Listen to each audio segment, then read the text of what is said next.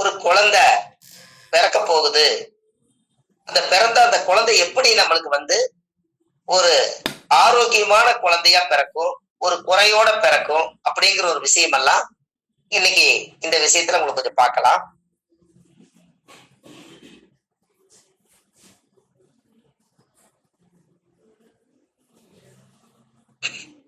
அதாவது யாராவது ஒரு ஜாதகத்தை பார்த்தீங்கன்னா, சூரியனோட ராகு யாருக்கு சேர்ந்திருந்தாலும் அந்த ஜாதகத்தை வாங்கினீங்கன்னா தலையில கொடி சுத்தி பிறந்துச்சான்னு கேளுங்க. அவங்க ஆச்சரியப்பட்டுருவாங்க. சூரியனும் ராகும் யாருக்கெல்லாம் ஒரு ஜாதகத்துல பிறந்திருக்குதோ அவங்களுக்கு கொடி சுத்தி தான் பிறக்கும். ஆனால் தலையில குடல் சுத்திக்கும். உங்களுக்கு அது புரியுதுங்களா நான் என்ன சொல்ல வரேன்னு? உங்களுக்கு புரியுது இல்லையா? அதாவது தலையில சூரியனும் ஒரு ஜாதகத்துல சூரியனும் ராகுவும் யாருக்கெல்லாம் சேர்ந்திருக்கோம் அவங்களுடைய குழந்தை பிரசவமாயி வந்திருந்தால் அந்த ஜாதகருக்கு சூரிய ராகு சேர்ந்த குழந்தைக்கெல்லாம் அவங்க அம்மா அப்பாவை நீங்க கேட்டீங்கன்னா குழந்தை தலையில கொடி சுத்தி அந்த குழந்தை பிறக்கும். அதே எனக்கு இந்த இணைவு இருக்குங்க ஐயா, நான் அப்படிதான் பிறப்பேன். வெரி குட், சூப்பர் ஐயா. எல்லாத்துக்கும் சந்தோஷம் தானே? முதல் பரிகாரம் சந்தோஷம் தானயா? சந்தோஷம். அவங்க அதை ப்ரூவ் பண்றாங்க. அதான் அதுல பெரிய இன்னொரு முறை அந்த பரிகாரத்தை மட்டும் சொல்லுங்க. பரிகாரம் இல்ல, சூரியனும் ராகும் எந்த கட்டத்துல இருந்தாலும் ராசி கட்டத்துல தலையில கொடி சுத்தி அந்த குழந்தைக்கு வெளியெடுத்து தான் அந்த கொடியை வெளியெடுத்து விடுவாங்க. அதாவது தலைய சுத்திடும் கொடி, சூரியனும் ராகும். இது ஏன் அப்படி? இத லாஜிக்கா பரிகாரமா கொண்டு வாங்க. எப்படின்னு பாருங்க. சூரியன்னா தலை, ராகுன்னா பாம்பு மாதிரி குடலு. இந்த சூரியனை ராகு ஒட்டி இருக்கிறதுனால தலையில போய் இந்த குடல் ஒட்டிக்குது, அதனால கொடி சுத்தி பிறக்குது தலையில. எப்படி?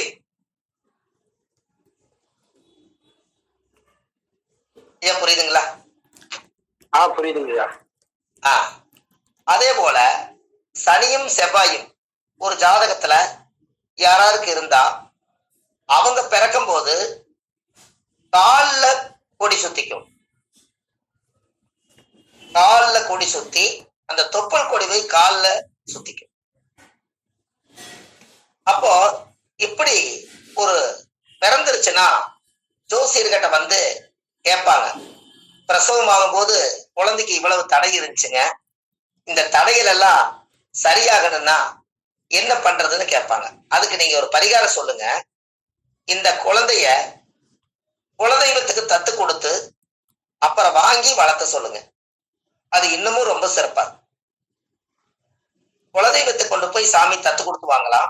அப்படி குலதெய்வம் தெரியாதவங்க பெருமாள் கோயில கொண்டு போய் அந்த குழந்தைய தத்து கொடுத்து கோயில ஒரு 3 முறை சுத்தி ஒரு தேங்காய் பழம் பூமாலை அர்ச்சனை வச்சு சாமி கும்பிட்டு அதுக்கப்புறம் கொஞ்ச நேரம் கிளம்பிச்சு அந்த குழந்தைய பிராமணர் ஐயர்கிட்ட இருந்து சாமியோட கருவறையில உள்ள கொண்டு போய் வச்சு இந்த குழந்தைக்கு பெருமாளுடைய பேரோ அல்லது உங்க பேர் எதுவும் வச்சு அங்கிருந்து அந்த கருவறைந்து குழந்தைய வாங்கிட்டு வளர்த்து சொல்லுங்க. அந்த குழந்தைக்கு அந்த தோஷம் வராது. ஏன் அப்படின்னா அந்த காலத்துல நீங்க பாத்திருக்கீங்களா, மாலை சுத்தி பிறந்தா மாமனுக்கு ஆகாது, கொடி சுத்தி பிறந்தா கோத்திரத்துக்கு ஆகாதுன்னு சொல்லுவாங்க. நீங்க கேள்விப்பட்டுக்கிறீங்களா ஐயா? இப்ப இன்னும் கொஞ்சம் நம்ம அட்வான்ஸா போயிட்டோம். சூரியனோட ராகு சேர்ந்தா சூரியன்னா தலை, ராகு அதுல சுத்திக்கும். செவ்வாயும் சனியும் சேர்ந்து இருந்தா சனின்னா முழங்காலு, அப்ப கணுக்காலு முழங்காலுதான் சனி. அப்போ இந்த சனியோட செவ்வாய் சேரும் போது தொப்புல இருக்கும் போது அந்த கத்தியில ரத்தம் பட்டு காலை சுத்தித்தான் அந்த குழந்தை பிறக்கும். இதெல்லாம் எடுத்து விடுவாங்க. இதெல்லாம் நர்ஸு கிட்ட பிரசவம் பார்க்கறவங்க கிட்ட நீங்க கேட்டு பாத்தீங்கன்னா உங்களுக்கு அருமையா தெரியும். இதெல்லாம் நீங்க தெரிஞ்சுக்கணுங்கிறதுக்காக இந்த விஷயத்த சொன்னேன். சரி, இப்போ நம்ம நேரா ஒரு விஷயத்த சொல்லணும். ஐயா, இந்த அடப்பு நட்சத்திரம் சொல்றாங்க இல்லையே, இந்த அடப்பு நட்சத்திரத்தை பத்தி நீங்க ஏதாவது தெரிஞ்சுக்கணுமா? கண்டிப்பா கண்டிப்பா தெரிஞ்சுக்கணுங்க ஐயா. கண்டிப்பாங்க ஐயா. ஆமாங்கய்யா. ரைட், ரொம்ப சந்தோஷம். இந்த அடப்பு ஒருத்தருடைய வாழ்க்கையில எப்படியெல்லாம் நம்மளை கஷ்டப்படுத்துது அப்படின்னு பாருங்க. அவிட்டம், சதயம், பூரட்டாதி, உத்திரட்டாதி, ரேவதி 6 மாசம் அடப்பு இந்த 5 நட்சத்திரத்துக்கு கொடுத்துருக்காங்க. அதே போல ரோகிணி, மிருகசிருஷம், கிருத்திகை இதுக்கு அடப்பு கொடுத்துருக்காங்க. இப்படி ஒரு சிலர்களுக்கெல்லாம் என்னங்கய்யா திரும்ப சொல்லுங்க, நட்சத்திரங்கள் சொல்லுங்க. நட்சத்திரங்கள் உங்களுக்கு அப்புறம் சொல்றேன். அடப்பை பத்தி நீங்க தெரிஞ்சுக்கோங்க. இருக்கிறது 12, 13 நட்சத்திரம் தான் அடப்பு நட்சத்திரங்கள் இருக்கும். இந்த அடப்பு நட்சத்திரத்துல யாராவது ஒருத்தர் இறந்துட்டாங்கன்னா அவங்களுக்கு உடனே ஏதாவது சீக்கிரமா கொண்டு போய் அடக்கம் பண்ணிட்டு ஒரு 6 மாசம் அடக்கம் இருக்குது. 6 மாசம் அடப்பு இருந்தா இந்த 6 மாசத்துக்கு இவங்க 6, 3, 18, 180 சூடத்தை ஒன்னா வச்சு கொளுத்தி சாமி கும்பிட்டு கருப்பு கர்மாந்தரம் எல்லாம் முடிச்சு இவ்வளவுதான் ஆத்மா பூஜை அப்படின்னு இன்னைக்கு உலகம் ரொம்ப வேகமா போகுது. ஆனா அதையவே நம்ம திருப்பி கேட்டா இப்ப எப்படின்னா முறையா 6 மாசம் அடப்பு இருக்கிறத ஏன் அந்த உயிர் 6 மாசம் இந்த பூமியில அந்த ஆத்மா வாழும்னு நினைக்குது அப்படின்னா அந்த அடப்பு நட்சத்திரங்கள்ல இந்த ஆத்மா ஐயோ நான் குழந்தையை விட்டுட்டு போறேன், என்னுடைய தாய் தந்தை விட்டுட்டு போறேன், என் சொத்தை விட்டுட்டு போறேன், என்னோட மூதாதிகள் எல்லாம் விட்டுட்டு போறேன், எனக்கு நிறைய இந்த உலகத்துல வாழணும்னு எனக்கு ஆசை இருக்குது, இந்த உயிரை ஆண்டவன் எடுத்துக்கிறானே அப்படின்னு இன்னும் வாழணும்னு நினைச்சு அந்த எண்ணத்தோட தான் அது இருக்கும். அப்போ என்ன அப்படின்னு கேட்டீங்கன்னா அந்த உயிர் போனாலும் கூட உடம்பை கொண்டு போய் மண்ணுல அடக்கம் பண்ணிருவோம். அதுக்கப்புறம் இந்த ஆத்மா மட்டும் இறந்த இடத்துலயே சுத்திட்டு இருக்கு. அப்ப இந்த இறந்த இடத்துல சுத்திட்டு இருந்தா அந்த ஆத்மா அந்த வீட்டை விட்டு போகாது. அதனாலதான் அந்த காலத்துல கூட அடப்பு வையே அப்படின்னு சொன்னாங்க. அந்த வீடு வாழ்ந்த வீட்டை அடைச்சிடணும் இறந்த நேரம் சரியில்லைனா. அப்ப இறந்த நேரம் சரியில்லைனா யாருக்கெல்லாம் தீட்டு? கொல்லி வைத்தோர், குடமுடைத்தோர், புலிமேட்டுக்கு மண்ணு தள்ளினோர், வாக்கரிசி போட்டோர், எரை எடுத்தோர், மூட்டை எடுத்தோர், வஸ்திரம் வாங்கினோர், இத்தனை பேர்த்துக்கு அந்த தீட்டு இருக்குமா? இப்ப சொல்லுங்க, நான் இளவுக்கு போகல, நான் அதையெல்லாம் தொடல அப்படின்னாலும் அந்த இறந்த உயிரோட ரத்த சம்பந்த உறவுகளுக்கெல்லாம் இந்த 6 மாத காலம் அவங்களுக்கு தீட்டுதான். அப்ப இந்த 6 மாச காலத்துக்கு இந்த ஆத்மாவை பூமியில அது சம்பாரிச்சு இடந்தடம் வாங்கி வீடு வாசல் கட்டி பேரு புகழெல்லாம் தேடி வச்ச ஒரு ஆத்மாவுக்கு 3 நாள்ல காரியத்தை முடிச்சு போட்டு 180 சூடத்தை ஒன்னா வச்சு கொளுத்திட்டு அவ்வளவுதான் முடிஞ்சது, இதுக்கு மேல அவங்க வேலை பாருங்கன்னு சொன்னா இந்த ஆத்மா ஒரு 60-70 வருஷம் வாழ்ந்திருந்தா அப்ப அவருக்கு கோபம் வரும். ஏன்? எத்தனை சொத்தை இந்த ஆத்மா பேரம்பேத்திகளுக்கெல்லாம் சேர்த்து வச்சிருப்பார், எத்தனை வீடு வாசலை கட்டி வச்சிருப்பார், எத்தனை பேர் போல சம்பாரிச்சு வச்சிருப்பார். இவ்வளவு பேர்த்துக்கும் இந்த ஆத்மாவை இந்த 3 நாள்ல கருப்பு கர்மாதியோட முடிஞ்சுதா?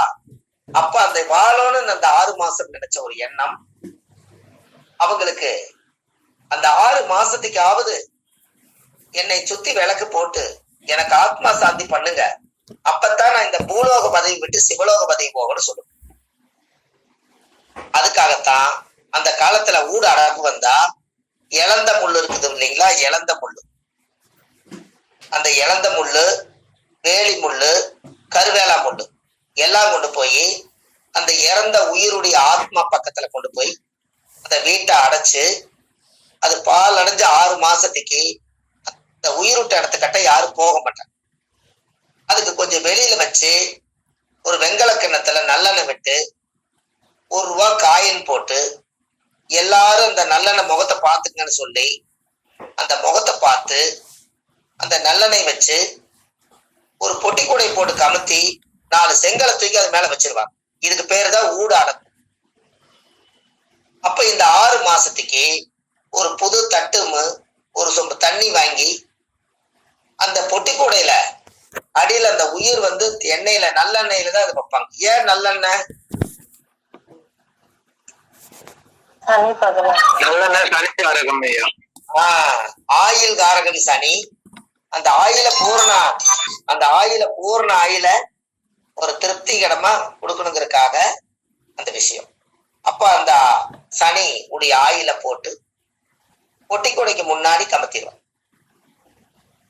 இத பொட்டிக்கொடைக்கு முன்னாடி கமத்தி மாலை நேரம் ஒரு சொம்பு தண்ணி எடுத்து வச்சு ஒரு கற்பூரம் பொருத்தி அந்த பொட்டிக்கொடைக்கு காமிச்சா அது என்ன பண்ணுமா, அந்த வெளிச்சம் கிடைக்கும் அதுக்கு. இந்த ஆத்மா ஒவ்வொரு ஸ்டெப்பா உயிரோட மேல போகும்போது, பகவான் கிட்ட படைச்சவங்க கிட்ட இந்த ஆத்மா ஆகாயத்துக்கு போகும்போது, நீங்க அந்த ஆத்மா ஒவ்வொரு நாளும் இந்த கிளப்பி விட்டு இந்த பூலோக பதவி விட்டு சிவலோக பதவி போய் அடைய வரைக்கும் இவங்க தீபம் போட்டு அவங்களுக்கு ஒரு சொம்ப தண்ணி வச்சா அவங்களோட ஆத்மா 6 மாதம் 180 நாள் கரெக்டா 6 மாசம் ஆகும் போது இந்த ஆத்மா போய் படைச்சவங்கிட்ட போய் சேரும். அப்போ அந்த படைச்சவங்கிட்ட கொண்டு போய் சேர்ந்ததுக்கு அப்புறம் அந்த ஆத்மா போய் என்னென்ன பாவங்கள் பண்ணுச்சோ அதுக்குரிய தண்டனைகளை படைச்சவனே கொடுத்துருவார். அப்பத்தான் அந்த ஆத்மா கீழே வராம நம்மளை எல்லாம் தொந்தரவு பண்ணாம எந்த உயிரை எந்த இறைவன் படைச்சாரோ அந்த உயிர் அங்க போய் சேர வரைக்கும் அதை வழிபாடு பண்ணி அடப்பு தோஷத்துக்கு பூஜை பண்ணி அதை நீக்குங்க அப்படின்னு அந்த காலத்துல சொன்னாங்க. அப்போ கரெக்டா பாருங்க, இங்கிருந்து நீங்க தீபம் காட்டினீங்கன்னா இந்த ஆத்மா மேல போக போக இருட்டா இருக்குமா. நீங்க டெய்லி 4 நேரம் அதுக்கு நினைச்சு பூஜை பண்ணீங்கன்னா அந்த தீபம் போட்டா அந்த வெளிச்சத்திலேயே இன்னும் கொஞ்சம் போகுமா. அப்ப தீபம் போடாம விட்டா அந்த ஆத்மா அங்கேயே நின்றுமா. அப்புறம் கொஞ்சம் தூரம் மேல போனதுக்கு அப்புறம் தவிச்ச வாய் தண்ணி தவிக்குமா. அப்போ இங்க கீழே நீங்க ஒரு சொம்ப தண்ணிய மாத்தி வச்சீங்கன்னா இந்த தண்ணி இந்த ஆத்மா குடிச்சுக்கிட்டு இன்னும் கொஞ்சம் மேல போகுமா, இன்னும் கொஞ்சம் மேல போகுமா. அப்போ அந்த சில இடத்துகள்ல மலையில கரடு முரடா இருக்கிற இடத்துல போக முடியாத அந்த ஆத்மா உள்ள நுழைய முடியாத இடம் இருக்குமா. அதுக்குத்தான் நல்லெண்ணெய் வச்சோம்னா அது வலிக்கிட்டு உள்ளு மேல போகுமா.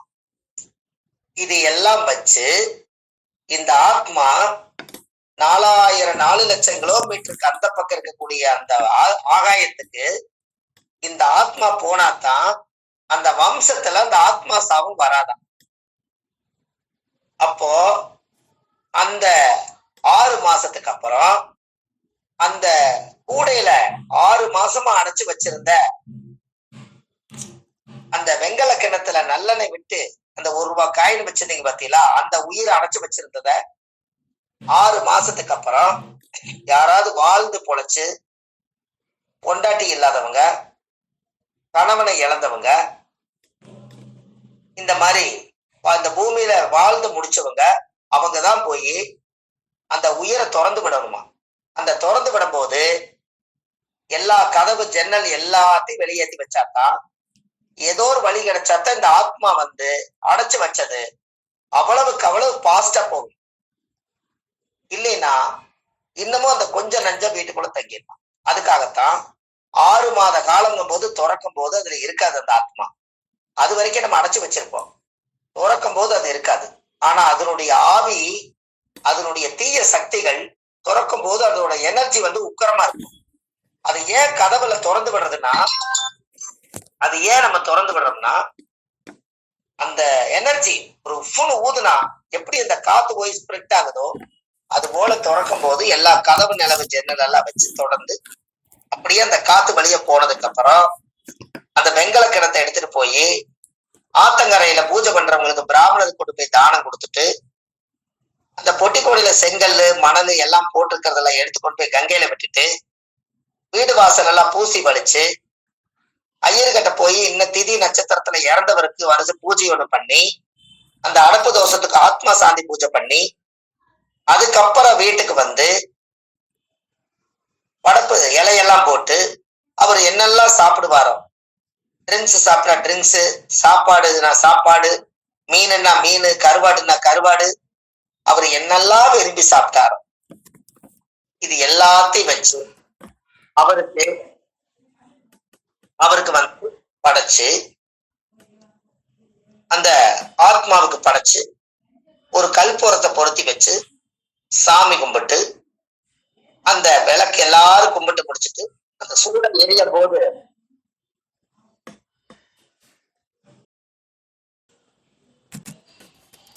ஐயா கேக்குதா? கேக்குதுங்க ஐயா. அப்போ அந்த விளக்கு பத்த வச்சு அந்த சூடத்தை எரியும் போது எல்லாரும் வெளியில வந்து கதவை சாத்திட்டா, அந்த ஆத்மா சந்தோஷமா என்னை வச்சு கொண்டாடி, எல்லாரும் நீங்க எல்லாருமே எனக்கு பிடிச்ச மாதிரி நீங்க செஞ்சீங்க, என்னை நல்லா கவனிச்சு பார்த்துக்கிட்டீங்க, எனக்கு பிடிச்ச மீன் வச்சிருக்கிறீங்க, எனக்கு பிடிச்ச கருவாடு வச்சிருக்கிறீங்க, என்ன நினைச்சு நினைச்சு கல்லு வாங்கி வச்சிருக்கிறீங்க, மீன் வாங்கி வச்சிருக்கிறீங்க, எல்லாரும் பேரம்பேத்திகள் மக்கமார்கள் எல்லாரும் சந்தோஷமா இருங்க, இந்த பிறவியில நான் ஆத்மா பிறவி எடுத்து நான் படைச்சவங்கிட்ட சந்தோஷமா நான் போயிட்டேன்னு சொல்லி அந்த ஆத்மா வாழ்த்திட்டு போயிருமா. அதுக்கப்புறம் அந்த மறுபடியும் அந்த கதவை திறந்து அதுக்கு ஒரு சூடம் காமிச்சு, அதுக்கப்புறம் அந்த படப்பு போட்டுக்கிறத எல்லாம் எடுத்து கூரை மேல கொண்டு போய் தண்ணிய தொளிச்சு காகத்துக்கு சாப்பாடு வச்சு, அந்த காகம் சந்தோஷமா வந்து எடுத்துருச்சுன்னா அந்த ஆத்மாவுக்கு கோபம் இல்லை, அந்த வம்சத்துல பிறந்த ஆத்மாவுக்கு யாருக்கு இனிமேல் தொந்தரவு வராது, இதுக்கப்புறம் அந்த இடத்துல அந்த அடப்பு தோஷம் சுத்தமா நீங்கிருச்சு. இன்னும் முன்னோர்களுடைய வழியில இதைய அந்த காலத்துல இதை பயன்படுத்திருக்காங்க. அருமைங்க. ஆமா, மீட்டை ஓபன் பண்ணி எல்லாம் சொல்லுங்களேன். ரொம்ப அற்புதமான தகவல் ஐயா. ரொம்ப சந்தோஷம். அப்போ அப்போ அந்த காலத்துல முன்னோர்கள் எல்லாம் இப்படி ஒரு ஆத்மாவை எப்படியெல்லாம் வழிபாடு பண்ணி அத செஞ்சிருக்கிறாங்கன்னு பாத்தீங்களா? அதுக்கப்புறம் 6 மாசத்துக்கு அப்புறம் அந்த வீட்டை சுத்தப்படுத்திட்டு ஒரு ஐயரை கூட்டிட்டு வந்து கணபதி ஹோமம் பண்ணி அந்த வீட்டை புண்ணியதானம் பண்ணி, அதுக்கப்புறம் அதை கொண்டுட்டு போய் அந்த தீர்த்தம் எடுத்து தெளிச்சு, அதுக்கப்புறம் 1 வருஷ காலத்துக்கு இந்த கல்யாணம் மட்டும் 1 வருஷம் ரொம்ப உறவா இருந்தா 1 வருஷத்துக்கு கல்யாணம் மட்டும் பண்ணக்கூடாது. அந்த இறந்ததுல இருந்து 365 நாள் சூரியன் எந்த ஆத்மா எந்த நட்சத்திரத்துல இறந்து அடப்பாச்சோ அதே நட்சத்திரத்துல 365 நட்சத்திரம் கடந்து வந்து அந்த இறந்த நட்சத்திரத்தை சூரியன் தாண்டிட்டால் அந்த ஆத்மா சாந்தி என்று பொருள். எப்படி? ஒன்னும் பதிலே காணுமே ஐயா. அற்புதம் அற்புதம் ஐயா. அருமையான தகவல் ஐயா, அருமையான தகவல். அப்போ அடப்பு தோசைங்கிறது இன்னைக்கு 6 மாசத்துக்கு 180 சூடத்தை வச்சு ஒரே நாள்ல கொளுத்தி சாமி கும்பிட்டு போறாங்க. இது சாத்தியமானு சொல்லுங்க. சாத்தியம் இல்லைங்க. கண்டிப்பா இல்லைங்க ஐயா. செய்யக்கூடாதுங்க அந்த. அப்ப இந்த ஆதிகால பரிகாரத்துல விஷயம் உலகத்துக்கு போனா ஆத்மாவுக்கு நல்லது, அந்த குடும்ப வம்சத்துக்கு நல்லதா இல்லையான்னு. கண்டிப்பா கண்டிப்பாங்க. அப்போ அந்த ஜாதகத்துல ஒருத்தருடைய அடப்பு நட்சத்திரங்கள் வந்து நாம் செய்த பாவம் வினைகளுக்கு தான் அடப்பு நட்சத்திரத்தை போய் விடுகிறது. சொல்றாங்கல்லங்க, செத்த நேரம் சரியில்லை, அடப்பாய் போச்சாமா, எல்லா காரியத்தையும் நிறுத்தி வைங்க அப்படின்னு இந்த ஆத்மா போய் குறுக்க நிப்பாட்டுறதுக்கு காரணமே அந்த அடப்பு தானே. ஆமாங்க ஐயா. அப்ப கர்மா கரெக்டான நேரத்துல கை வைக்குதுங்களா? ஆமாங்க ஐயா. ஐயா, கர்மா வந்து கரெக்டான நேரத்துல கை வைக்குதா? ஆமாங்கய்யா. அந்த காலத்துல பாட்டே உண்டு. தயிர் பானை உடைச்சு வச்சு காக்காய்க்கு விருந்து வச்சு சாதிசனா லட்சு வந்த, நீ கொடுத்த விருந்தெல்லாம் நெஞ்சுக்குழி நஞ்சு போல ஆகி போச்சு, மன்னனும் போயிட்டா மணவாளனும் போயிட்டா, வீடே வெறு வீடா இருக்குதுன்னு அழுவாங்க. எப்படி?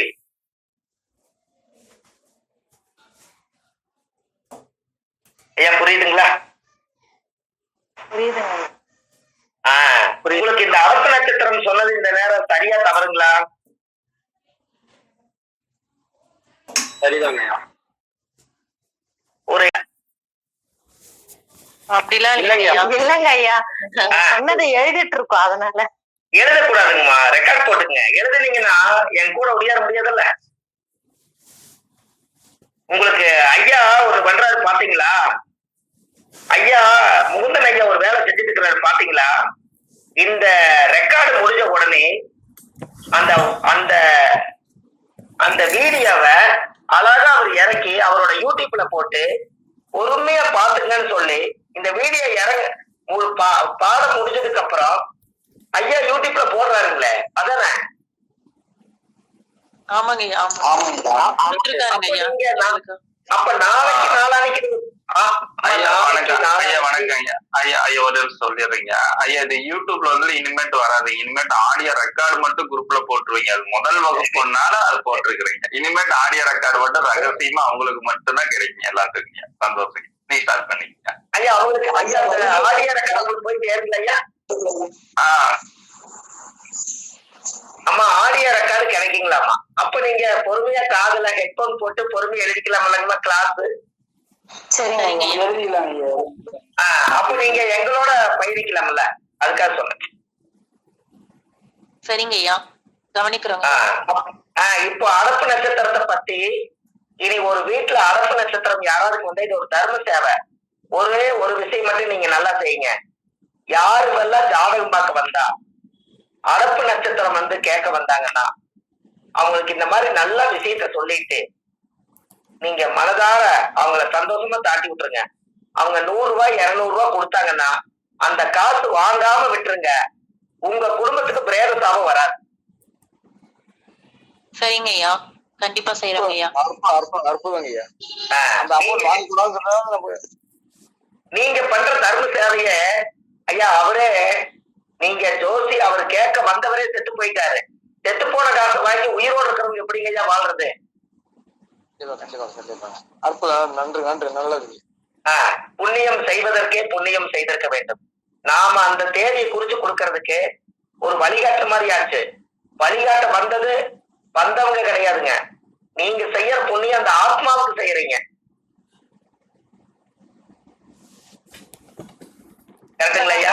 உண்மைதாங்க ஐயா. சரிங்க ஐயா. அந்த ஆத்மாவுக்கு செய்யறீங்க. எவ்வளவு சந்தோஷம். அந்த ஆத்மா என்ன நினைக்கும்னா, ஒரு ஜோதிடர் எல்லாத்துக்கிட்டையும் காசு வாங்கினாரு, எல்லா பலனும் ஜாதகம் பார்த்து சொன்னாரு. நம்ம இறந்துட்டேன்னு போய் சொன்னே அந்த ஜோசியரு நம்மளுக்கு ஒரு ஆத்மாவை தெய்வமா நினைச்சு நம்மளுக்கு மட்டும் அவர் காசு வாங்கலையே. நம்ம வாழ்த்த போது அந்த ஜோசியரை வாழ்த்து இல்லாத அந்த ஆத்மா உங்க வீட்டுல வந்து வாழ்த்திட்டு மேல் ரோகம் போகுமா? நல்ல தகவல் ஐயா. எப்படிங்க அம்மா?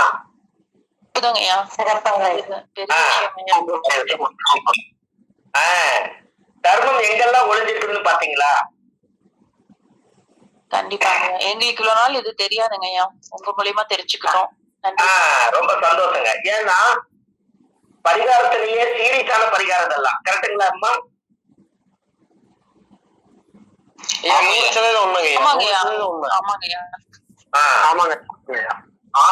பரிகாரத்திலேயே சீரியஸான பரிகாரம் எதுன்னு கேட்டீங்கன்னா, ஆதிகால பரிகாரத்துல முன்னோர்கள் அந்த காலத்துல வாழும் போது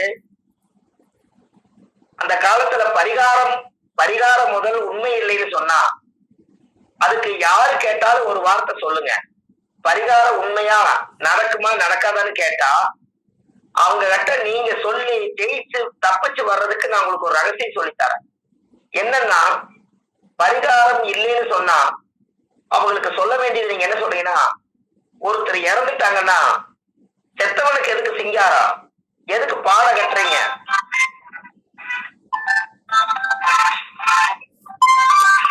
பாட கட்டுறீங்க, அவருக்கு எதுக்கு பச்சை இருக்கு, அவருக்கு எதுக்கு கோடி போடுறீங்க, கொல்லி வைக்கிறீங்க, தேரை எதுக்கு போய் சுத்தி வந்து கோடி போடுறீங்க, மஞ்ச தண்ணி எதுக்கு தொளிக்கிறீங்க, கோழி எதுக்கு அறுக்குறீங்க, உடம்பு எதுக்கு உடைக்கிறீங்க, தீப்பந்தம் எதுக்கு பிடிக்கிறீங்க, பேரம்பேட்டிகள்லாம் எண்ணெய் அரைப்பதுக்கு நெத்தியில வைக்கிறீங்க.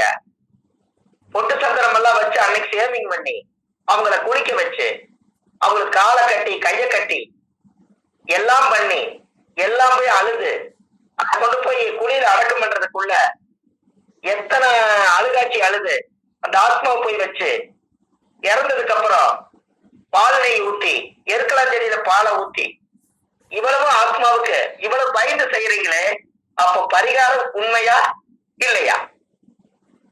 உண்மைங்கய்யா, உண்மைங்கய்யா. உண்மைங்கய்யா, கண்டிப்பா உண்மைங்க. இதுக்கு அவங்க பதில் சொல்லிட்டாங்கன்னா உண்மையாலுமே சந்தோஷம் தானே. நிச்சயமாங்கய்யா. செத்தவருக்கு எதுக்கு சிங்காரம்? அந்த ஆத்மா கூடு விட்டு போயிருச்சு, அந்த உயிர் எங்கேயோ போயிருச்சு, படைச்சவங்கிட்டயே போயிருச்சு. இருக்கிறது உடம்பு மட்டும்தான். அந்த உடம்புல எதுவுமே இல்லை. வாழ்ந்து உழைச்ச ஆப்பிள், ஆரஞ்சு, மாதுளம்பழம், கொய்யாப்பழம், வாழைப்பழம், லட்டு, ஜிலேபி, மைசூர்பா, இட்லி, தோசை, பணியாரம், கறி, சோறு, நான்வெஜ் எல்லாம் சாப்பிட்டு வளர்ந்த சதை மட்டும்தானே உங்க வீட்டுல இருக்குது. உயிர் படைச்சவர் அழகா எடுத்துட்டு போயிட்டாரு. அந்த உடம்பு மட்டும்தான் இருக்குது. இந்த உடம்பு துர்நாற்றம் அடிக்கூடாதுங்கிறதுக்காக அன்னைக்கே பாட்டு எழுதிட்டார். ரஜினிகாந்துக்கு ஒரு அருமையான பாட்டு. மண்ணின் மீது மனிதனுக்கு ஆசை, மனிதன் மீது மண்ணுக்கு ஆசை. மண் தான் ஜெயிக்கிறது, இதை மனம்தான் உணர மறுக்கிறது. அப்ப கடைசியில இந்த மண்ணு திங்க போது ஆத்மாவை திங்காது மண்ணு, இந்த உடம்ப தின்றுது. கடைசியில பூமி சமமாயிடும். வாழ்ந்தவங்க பொழைச்சவங்களுடைய உடம்ப தேடுனா கிடைக்காது. ஆத்மாவும் மேல் லோகத்துல போயிருச்சு. பூலோக பதவி விட்டு சிவலோக பதவி போயாச்சு. ஒரு தடவை தான் மனித பிறப்பு. தேடினாலும் கிடைக்காத செல்வம் மனித செல்வம்.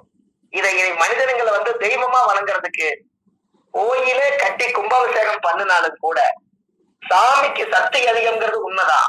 பிரபஞ்சத்துல இருந்து கிடைச்சதுனால அதைய மகிமைப்படுத்தி அதை கொண்டாடி மண்ணா இருக்கிறத ஒரு மனிதர்கிட்டத்தான் அவ்வளவு பெரிய அறிவை வச்சு கோயிலை கட்டி உலகத்துக்கு மனித சக்தியை எடுத்து காட்டினாங்க. அப்பேற்பட்ட ஆத்மா தானே நம்மெல்லாம். ஆமாங்கய்யா, ஆமாங்கய்யா, ஆமாங்கய்யா. ஐயா கரெக்டுங்களா? அற்புதங்க. ஆமாங்க, சரிங்கய்யா. நீங்க நினைச்சு பாருங்க. அப்போ மனித சக்தி நம்ம உடம்புக்குள்ள இந்த ஆத்மா இருக்க வரைக்கும் இந்த அழகான வாழ்க்கையில ஆடம்பரம் ஆடம்பரம் சொல்றாங்களே, நல்லா நிறுத்தி சொல்லி பாருங்க. ஆடும் பொம்பரம் ஒரு நாள் தாண்டிடும், அதான் ஆடம்பரம். அதைத்தான் ஆடம்பரம் காலப்போக்கில் வந்துருச்சு. எப்படி? அருமைங்கய்யா, அருமையான வார்த்தைங்க. அற்புதமான வழக்கம் ஐயா. ஐயா கரெக்ட் தானே? இன்றைக்கு பரிகாரத்தை நம்ம எடுக்க போறோம். ஆதிகால பரிகார வகுப்பு, பாரம்பரிய திருவள்ளுவர் குல வம்சம், பிரசன்ன ஜோதிடர் சுப மாரிமுத்து, திருப்பூர்ல இருந்து இந்த பதிவு உங்களுக்காக. இன்றைக்கு 4வது வகுப்பு, ஆதிகால பரிகார வகுப்பு உங்களுக்காக இது தரப்பட்டுள்ளது. இந்த பரிகாரத்தை இப்ப நம்ம இன்னும் கொஞ்சம் வித்தியாசமா நம்ம பார்க்கலாம். அந்த வித்தியாசம் எப்படிங்கிறதையும் உங்களுக்கு நான் சொல்லி கொடுக்குறேன். இப்போ டென்டர்ல எல்லா வீட்லயும் குழந்தைங்க இருப்பாங்க. அவங்களோட நோக்கம் என்னன்னா படிப்பு தான். இந்த படிப்பு அவங்களோட ஞான சக்தியில ரொம்ப நல்லா வரணும். அவங்க படிச்சாங்கன்னா உண்மையாலுமே அவங்க ரொம்ப ஒரு டாக்டர் ஆகலாம், ஒரு இன்ஜினியர் ஆகலாம், எத்தனையோ ஒரு நல்ல விஞ்ஞானி கூட ஆகலாம். அதுக்கு முதல் அறிவுக்குண்டான ஒரு படிப்பை இந்த குழந்தைகள் எல்லாம் படிக்கிறதுக்கு ஒரு ஆதிகால பரிகார கல்வியை பத்தி இப்ப நான் உங்களுக்கு சொல்ல போறேன். இப்போ படிப்புக்குண்டான கிரகம் என்ன கிரகம்னு யாரும் சொல்லுங்களா ஐயா? புதன் ஐயா. உங்களுக்கு படிப்பை பத்தி பரிகாரம் இப்ப சொல்லிக்கிறேன் அந்த 4 வகுப்புல. இல்லைங்கய்யா. சரி, இப்போ நீங்க புதன் சொல்லிட்டீங்க. இப்போ நல்லா பாருங்க, இந்த புதன் படிப்பு நல்லா இருக்கணும் அப்படின்னா முதல்ல இந்த புதனோட உறவு என்னங்க? புதனோட தாய். அப்போ புதன் இயங்கணும்னா தாய் பூஜை பண்ணி அவங்க மனசு குளிர்ச்சியான அந்த ஆசீர்வாதத்துல இந்த குழந்தைக்கு படிப்பு தானா மைண்ட்ல அதிகமா உண்டாகும்.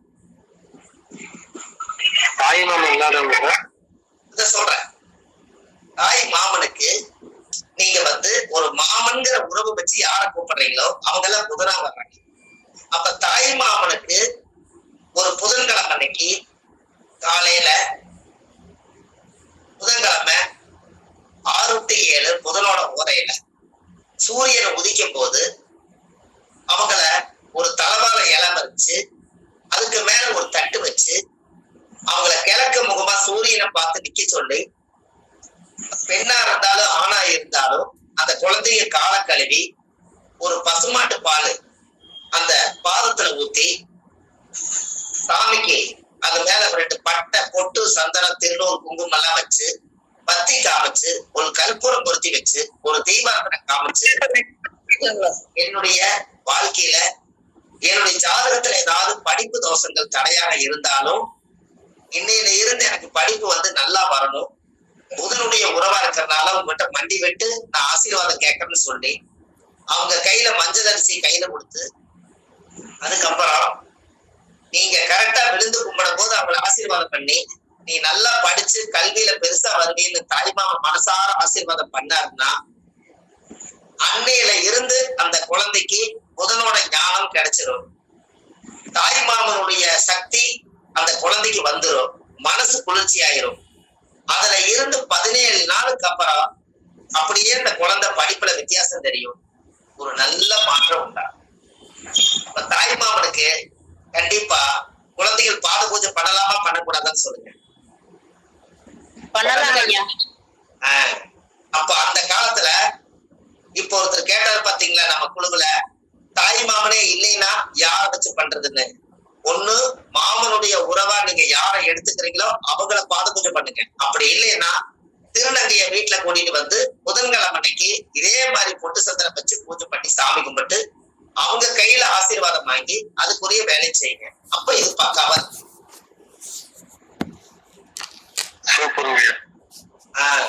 அர்த்தம் புரியாதவர்கள் அர்த்தம் புரிய வைக்கும் அர்த்தநாரீஸ்வரர். லாஸ்டா சொன்னது சொல்லுங்க ஐயா. தாய்மாமன் இல்லன்னா என்ன பண்ணலாம்? லாஸ்டா சொன்னது மாதிரி சொல்லுங்க. அதாங்கய்யா, தாய்மாமன் இல்லாதவங்க நீங்க மாமன் சொல்லி உறவை யார கூப்பிடுறீங்களோ சித்தப்பா வழியில பெரியப்பா வழியில ஒண்ணு அவங்களுக்கு பாத பூஜை பண்ணுங்க. அப்படி அந்த உறவுகளும் கிடைக்கலன்னு சொன்னால் திருநங்கைகள் கண்டிப்பா கிடைப்பாங்க. அவங்களுக்கு நீங்க காலையில புதன்கிழமை அன்னைக்கு 6 to 7 புதன உரையில அதே மாதிரி தாய்மாமனுக்கு சொன்ன பாத பூஜைய அந்த திருநங்கையா இருக்கிறவங்களுக்கு ஒருத்தரை கூட்டிட்டு ஒரு பச்சை புடவை, வெத்தலை பாக்கு, பூப்பழம், அவங்களுக்கு பாசி, லெட்டிக்கு அவங்க டிசைனா அவங்க போட்டு அழகு பார்க்கக்கூடிய பொருள்கள் இவங்களுக்கு பிடிச்ச மாதிரி எல்லாத்தையும் வச்சு அவங்க கையில கொடுத்து நீங்க அந்த கர்மாவை பூக்கடிச்சுட்டா அந்த அவங்க நம்ம தலையை தொட்டு ஆசீர்வாதம் வாங்கும் போது அந்த கர்மா நம்ம படிப்புக்குண்டான கர்மா நிவர்த்தியாகி அந்த குழந்தை ஒரு 17 நாளைக்கு அப்புறம் இந்த ஞானம் உடம்புக்குள்ள வந்துடும். அதுக்கப்புறம் அந்த குழந்தை நல்லா படிக்கும். அது ஏன் 17 நாள் சொன்னேன்? முதல் திசை 17 வருஷம் முதல் திசைங்க ஐயா. ஏன்னா நேற்றுக்கு பாத பூஜை பண்ணேன், இன்னைக்கு பாத பூஜை பண்ணேன், நாளைக்கு ரிசல்ட் கிடைக்கலன்னு சொல்லிட்டு கூடாதல்ல. 17 நாள் நீங்க வச்சுட்டீங்கன்னா அந்த ஜாதகத்துல அதுக்கப்புறம் அது பாத பூஜை பண்ண எடுத்து அவங்களுக்கு எந்த நட்சத்திரத்துல பாத பூஜை பண்ணாங்களோ அடுத்த நட்சத்திரம் தாண்ட வரைக்கும் அந்த ஆசீர்வாதம் பிரபஞ்சத்துல இருந்து வந்துகிட்டே இருக்கும். அந்த 17 நாளுங்கிறது பிளஸ் 27 நாள், 17 நாளுக்கு மேல அது ரீச் ஆயிடும். அப்போ ஒரு மாசத்துக்குள்ள அந்த குழந்தைக்கு ஒரு பரீட்சையா இருக்கட்டும், ஒரு பாஸ் ஆக போறாங்கன்னா இந்த மாதிரி ஒரு பாத பூஜை பண்ணிட்டு போக சொல்லுங்க. இல்ல கல்வியில படிப்பே ஞானமே வரமாட்டேங்குதுன்னா இந்த பாத பூஜை பண்ண சொல்லுங்க. சூரியனும் சந்திரனும் கெட்டுட்டாலே அதை இயக்கிறக்கு ஒரே வழி அம்மா அப்பாவுக்கு பாத பூஜை பண்ணித்தாங்க இயக்க முடியும். அதே மாதிரி ஒருத்தர் ஜாதகத்துல படிப்பு புதன் கிரகம் கெட்டுச்சுன்னா நீங்க பாத பூஜை பண்ணீங்கன்னா அந்த புதன் ஆக்டிவேட் ஆகும். அப்ப பாத பூஜை அந்த காலத்துல முன்னோர்கள் வச்சுக்கிறாங்களா இல்லையா?